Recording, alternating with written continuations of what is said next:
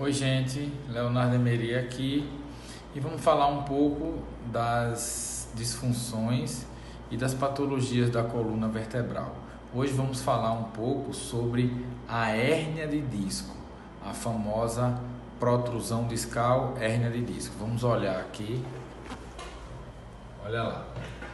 Então, como vocês podem ver, entre um corpo vertebral e outro corpo, nós temos o disco intervertebral. Esse disco, ele é composto por líquido, por água e por um gel lá no seu núcleo. E a função dele é de amortecer as cargas axiais, as cargas que vêm de cima para baixo, para que não haja compressão aqui na coluna.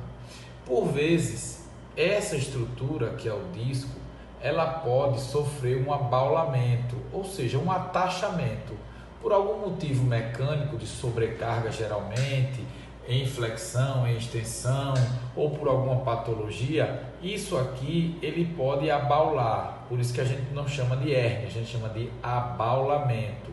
É quando a gente tem ainda protegido aqui dentro o núcleo, mas ele abaula. Então ele ganha espaço radial. No que ele ganha esse comprimento, ele faz um abaulamento. Qual que é o problema? É que essa região anterior, ela além de ser protegida por um ligamento, nós não temos nenhuma estrutura que possa ser comprimida pelo abaulamento anterior.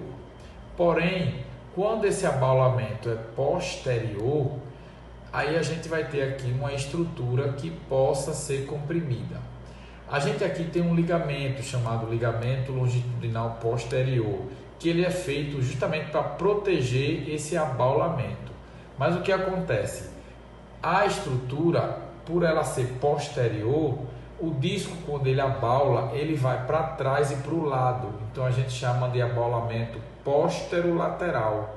E aí ele vai comprimir aqui o nervo, achatando ele. É o que a gente chama de um abaulamento que comprime a raiz nervosa. Quando você tem a perda do líquido, a perda do núcleo, e ele cai aqui dentro do canal, é o que a gente chama de hérnia. Mas para ser hérnia, o conteúdo que está aqui dentro precisa extravasar para fora do canal e comprimir ou não a raiz nervosa. A gente chama de hérnia.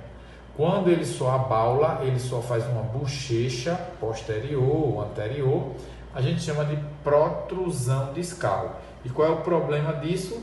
Ele vai apertar esse nervinho aqui, gerando dor em todo o trajeto do nervo, a famosa dor irradiada. Como é na lombar, geralmente os nervos mais acometidos são L4, L5, a gente pega o nervo ciático, que é a famosa ciatalgia. Beleza?